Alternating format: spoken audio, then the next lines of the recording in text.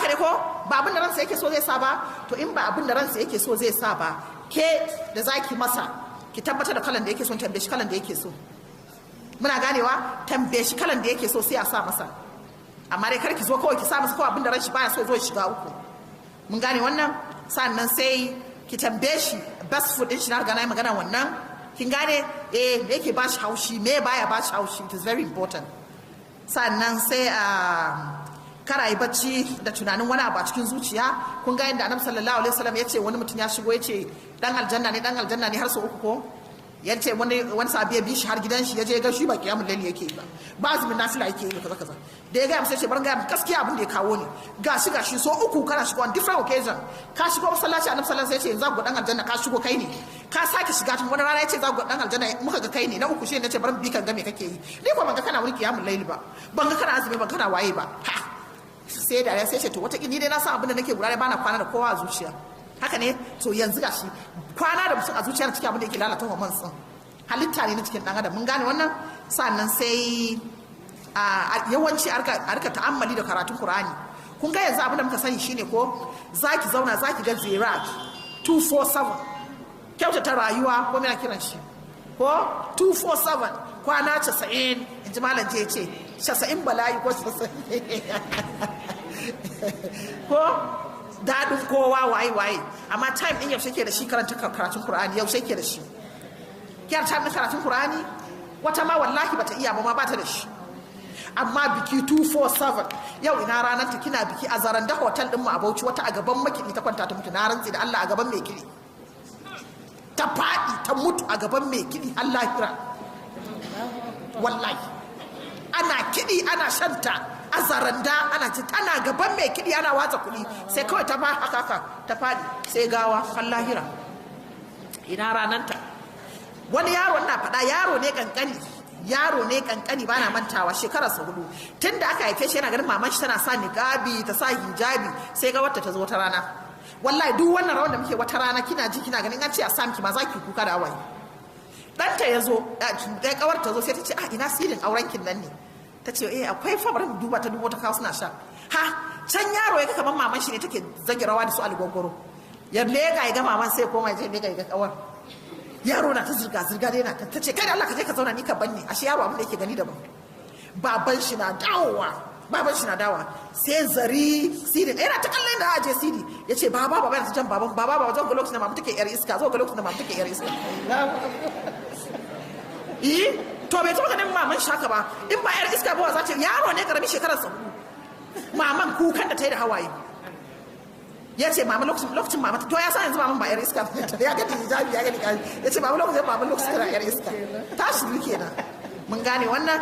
Sannan sai akwai muka yi bacci ko sai a kiyaye exercise a kiyaye.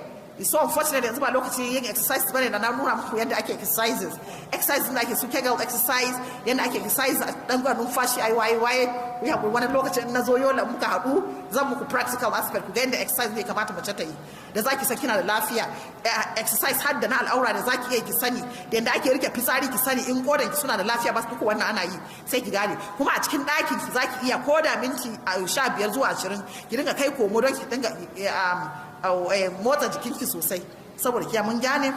A sannan akwai shi kuma rabe-raben jazibiyan nan ya kasu kashi 3 muna gane ya kasu kashi 3 akwai jazibiya na farko ya kasu kashi 3 akwai wanda aka halice ki da shi kamar da nake faɗa wanda aka halice ki da shi shine wanda maman kika zo duniya da shi wanda ko kina da ido masu kyau kina da dimple kina da dogon wuya kina da spata mai kyau kina da waye wannan ana ganin an ga mace ɗaya kenan wayannan sune wanda Allah ya halicce ka da shi ko. Sannan akwai na biyu shine wanda ake samun shi da mutum ya girma shine kake neman shi da kanka sune su tsafta. Kuna jin jiya malam ya magana kan tsafta na ƙara mace jazibiya. Tsafta yana ƙara mace jazibiya in an kai mana mata akwai tsafta ko kawarki ne ko kai gidanta tsafta sai ka ji kana samun nutsuwa. Haka ne tsafta ana samun nutsuwa da ita sosai. Sannan akwai iya kwalliya iya gaye iya yanga iya shagwaba yana kara mace jazibiya. Ki iya shagwaba ki iya kinna ido ki iya moves ki iya taku yana kara miki sai ki jiki lafiyayya kika yi kwalliya ma takun daban kina iyawa, amma wata bazar sannan na uku shine jazibiyatul mahabal. shi wannan jazibiyatul mahabal al'aura ke samun shi shine wanda za a samu mace tana da dumi, tana da tsukewa, tana da kuma da ni'ima ita kaɗai, wanda shine jazibiyatul mahabal. sannan wata shi kuma kamar da na faɗa ki san ke wace ce emotionally, sannan physically da kuma abincin da kike ci, sannan ki zamanto mai wanka da wuri. Mata a riga wanka da wuri, it is very important, yana taimakawa jazibiya. Sannan a riga treating din infection din ya samu da abubuwa da baba. Ina ganin kamar kika rike wannan su ne ki zamanto kuma mai faɗan gaskiya a rayuwarki, kar ki dinga kwanciya da kunci, yawan cin bashi ba ya zama dole ba, masifa ce a zuwa mutu a barki da damuwa, yana bata miki jazibiya. Domin idan kika zo tunanin bashi ko kuma da inda zaki samu bashi akwai matsala. Sannan abu na biyu, akwai matsala da ake samu, yawancin matsalar da ake samu shine zaki ga mace, idan kika ga mace tana da kishiyoyi, kishiyanta daya, idan tana da kuɗi, tana da kushe, nace ki yarda da kanki. Idan ke kishiyanki tana da kuɗi, tana siya mishi riga, tana siya mishi wando, tana wayewa, ke ki zama to mai mishi addu'a da daddare.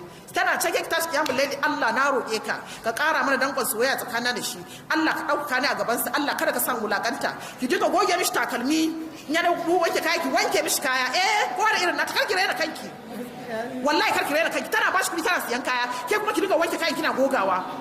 Haka ne, ki goge kayan, takalmin shi ki goggoge, su gadon shi ki gyaggyara. Ita kun tana da kuɗi ke baki da kaki ce za ki ci bashi ki irin nata, kar ki ci bashi ki irin nata, ki irin naki style din. In yayi magana kin san inda kike bashi hakuri, kin san da ke bashi. Ita tana ta gaba tana da kuɗi, ke kin san da ke bashi hakuri.